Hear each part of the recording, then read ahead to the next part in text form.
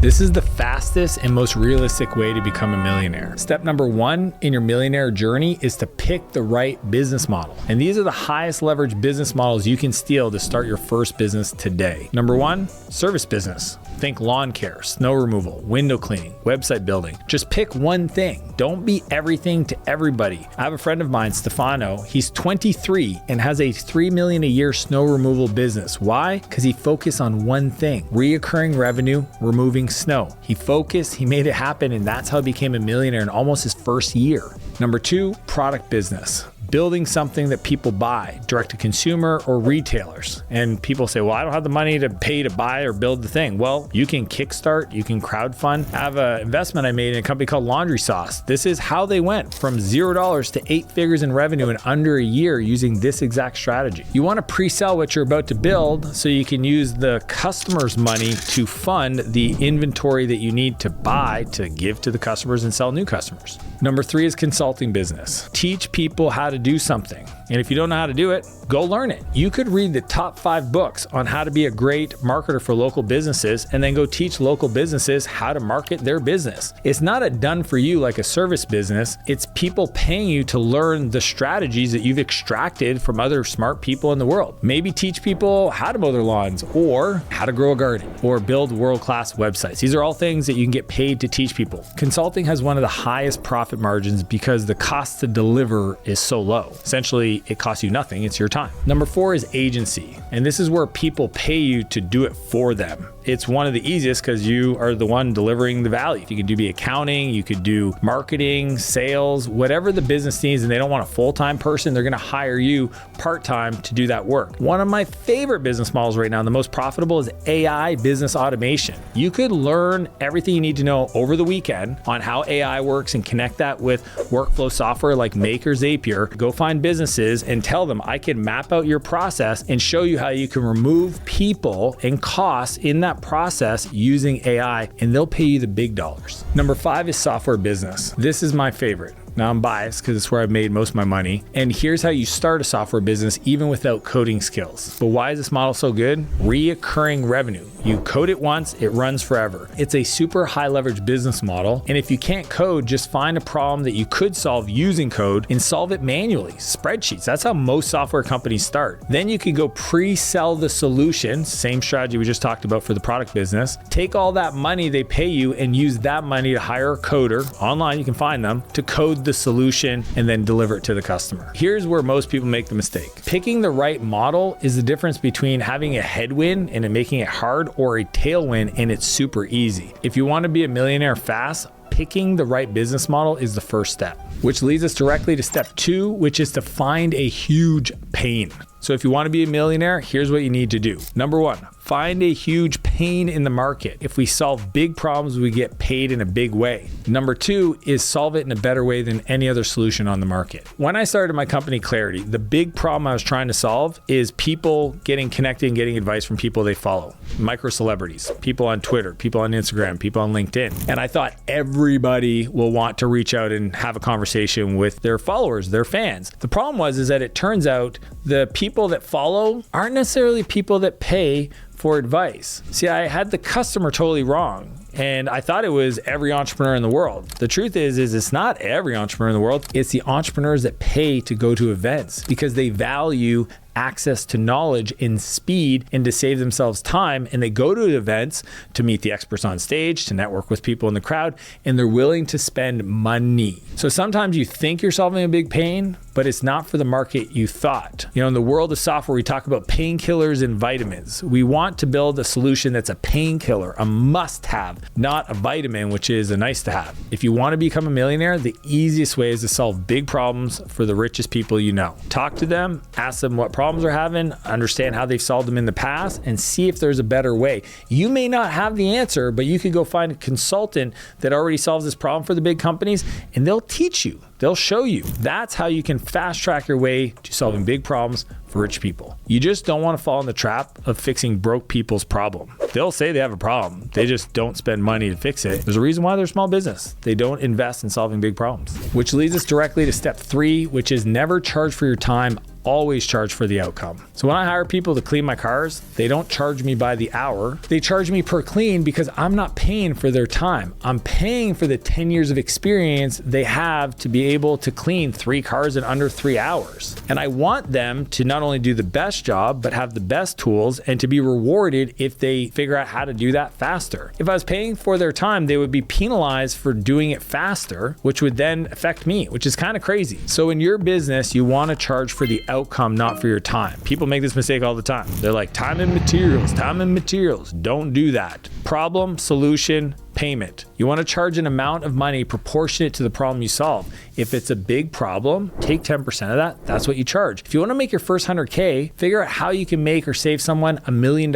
It's about 10%. Whatever value, whatever problem, how much time you save them, take that 10% and that's your fee. See, I one time had a bookkeeper come to me and she was like, I want to be making $300,000 a year in about 5 years. And I was like, awesome. I want you to be making that too. Let's talk about what would need to be true for that to happen. First off, you need to figure out how to make me $3 million a year. Money saved, money made, opportunities, you tell me. But right off the bat, when I say that, they were like, oh, I don't know how to do that. And that's the whole point. I want you to be making $300,000 a year, but you got to figure out how to create that kind of value. Business is no different. If you want to be a millionaire, you need to disconnect your time from your income and charge people for the problem you're solving, not for the time you're putting into it. But you can't charge crazy amounts of money without people knowing, liking, and trusting you. Which leads us to step 4, which is build demand for your business. You don't want to be the best kept secret. Here are the 4 P's of marketing that I use in all my businesses to generate endless amounts of people knocking at my door asking to buy. The 4 P's are as followed. Number 1, publish. Think content, social media, SEO. You're educating the market, you're producing content, you're teaching people how to solve the problem themselves, you're giving them results in advance before they ever buy from you, and that builds great marketing and also trust. The second P is paid. Think Facebook, TikTok, Google AdWords, where you're paying to get in front of somebody and borrow their attention. And the key there is to make sure that whatever problem you're trying to solve aligns with what the person's expecting to see on that marketing platform. So if they're on Facebook, your ads have to be more social, more inquisitive, kind of like a Facebook post. If you're on Google, you want to run an ad that aligns with their search term, so that's very specific to solve the problem that they searched about. Number 3 is partners. Some people call them affiliates. I like to call them strategic partners. Other people call them value-added resellers. But the idea is asking yourself the 3 F's. What are my ideal customers currently funding? So what are they spending money on? Who are the people that they follow and only they would follow, like the experts in the industry? And then where would they frequent with their time, either online or in person? So whoever has access to those customers, those are your partners for them to maybe do a webinar with them, maybe get an email sent out to those customers. You have a non-competitive way to add value to their customers that partner, you can give them a piece of. Partnerships are like the best way to grow your business because they're going to subsidize your marketing spend.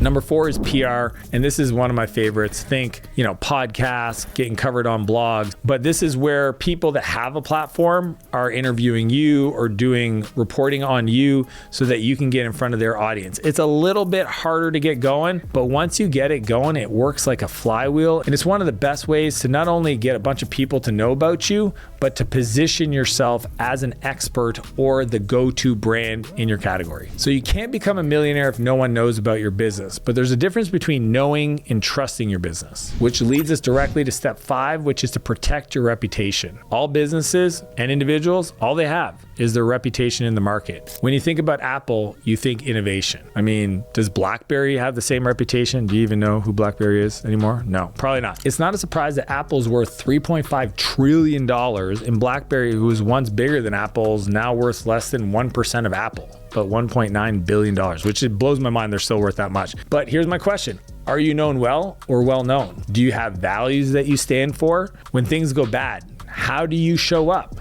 Do you deliver on your promises? But not only deliver, but do you over deliver? Are you somebody that people are talking about because your experience to work with is like truly remarkable? Which is what marketing is about, is being remarkable, meaning you are remarked on, which leads us directly to step 6, which is under promise and over deliver. I once knew a guy and he had this bad habit of over promising his customers all the time. And he did it because he really wanted the business. The problem was that he was never able to deliver on what he sold, and then people just kept leaving disappointed. You can do that for a short term, but long term, everybody's going to know you're that person. So here's how you do it. Promise as little as possible to get them to buy and get them a result. Once they buy, go above and beyond. The extra 10% will set you apart from everybody else. If you want your business to be extraordinary, guess what? You have to be extra.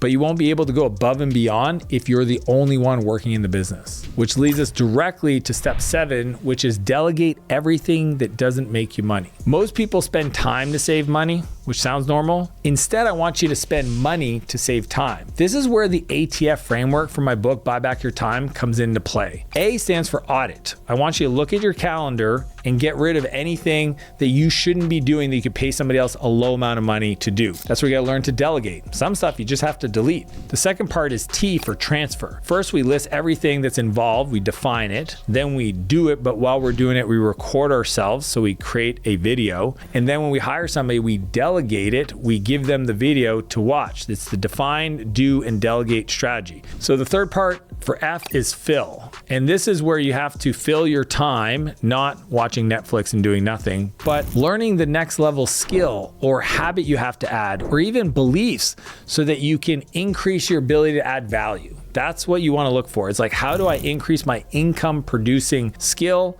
either as a leader or as a person? I always look at where's the next bottleneck in the business that I got to go learn so I can unblock it, so I can move up and help the whole team. But once you delegate, how do you make sure those people are doing the right work? Which leads us directly to step 8, which is to train other people to do work. I literally coach some of the top CEOs in the business space, and even they struggle to get things off their plate. I mean, they buy back their time, but I tell them, you have to make sure it stays sold. If you hire somebody and then do their job, you're not really winning. So I call this process the camcorder method. Step 1 is very simple. We need to outline what a 10 out of 10 for this thing getting done. If I'm gonna delegate creating a presentation or showing up for a customer site or mowing a lawn, what does a 10 out of 10 look like? It's kind of the outcome I want the person to achieve. Step 2 is when I evaluate the work, what are the criteria that I would use to measure if they did a good job? And I just outline them. It could be like 5 things, 4 things, 3 things, but it's the criteria that I'm gonna use to evaluate the work after it's done. The person shows it to me.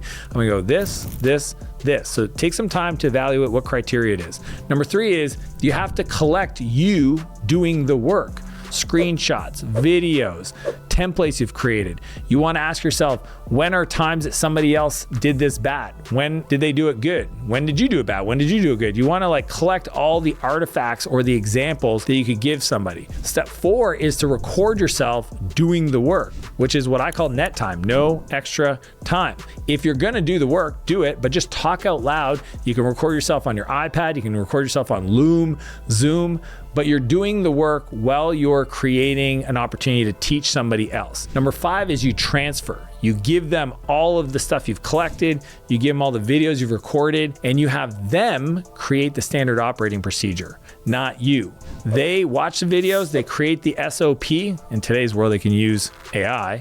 And then afterwards, they ask you questions for things that might be a gap, and you answer those questions, and then they update the SOP so it gets even more complete. Step 6 is review. This is where you've given them the work to do, and now you're sitting down with them and you're reviewing. How did they do? How did they meet the criteria? And you're rating them. That way they're getting feedback. This is what I call training, but training is only one part of building a team, which leads us to step 9, which is to deploy transformational leadership. When I was building my first company, I had 12 people reporting to me. My life was chaotic. I would wake up and tell everyone what to do, check that they got it done, and I wouldn't even really start working on my projects till about 6 p.m. If you've ever had a big team, you could probably relate to that. So now what I do is completely different, because I used to do this thing called transactional leadership, which is tell them what to do, check that they got done, tell them what to do next. It's the tell, check, next loop. What I do today is transformational leadership. I start with the outcome. So I describe what it looks like when it's is awesome when it's great. Think if I was asking you to climb a mountain, I'm actually going to describe what the mountaintop feels like, what it smells like, what you're going to see when it's up there, so you can get like a real connection with the outcome. Number two is I'm going to give you a way to measure your progress. Most people in business don't have a number that they use to tell them if they're doing a good job. So we're going to define what is that number that we're going to measure. In the mountain climbing, it's feet of elevation gain per day. And you're going to measure yourself and you're going to report every day. And then if for whatever reason you don't make a lot of progress, the third step is coach.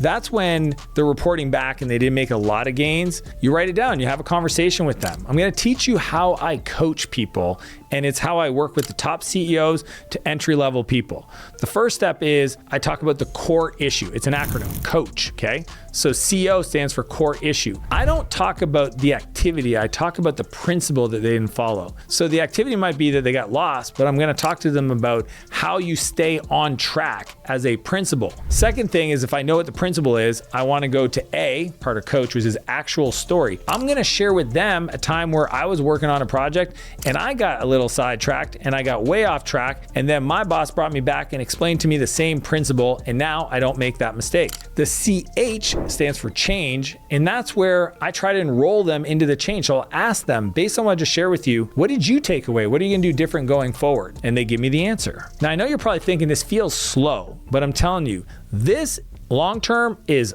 100 times more fast, because you don't create a bottleneck. And the reason why you have bottlenecks in your business is because they're at the top, which is you. And the first employee, you're going to teach them how to lead other people. So if you don't use the transformational leadership strategy, you will become the bottleneck, which leads us directly to the 10th and final step, which is to create more millionaires. If you follow the steps in this video, you'll become a millionaire. But do you know what's more fun than making millions for yourself? Making other millionaires. I was once working with a private client, and one of the exercises I got him to do is create a vision and a vision board for how he's going to create his multi-billion-dollar vision for his life. And he sat down and he created his vision board. And when he came back and he showed it to me, I asked him, where are all the other millionaires? And he's like, what do you mean? He essentially designed this future world where he had all this stuff, proof that he was successful, and there was nobody else there. There was no pictures of groups of people. There was no teams. There was no nothing. It was supercars and jets and yachts. And I said, okay, let's take a step back. If you want to go fast, you go alone. But if you want to go far, you need to go with other people. See, your personal income will never exceed the amount of value you create for other people around you. It's just how the world works. If you want to make more money, you got to become more valuable. A lot of people think this only applies to your clients, but it's to your team too. If you want to go beyond making $1 million and make 10, 20, 30, even 100 million, you need to create more millionaires along the way. If you want to learn how to build a business that runs itself, click the video and I'll see you on the other side.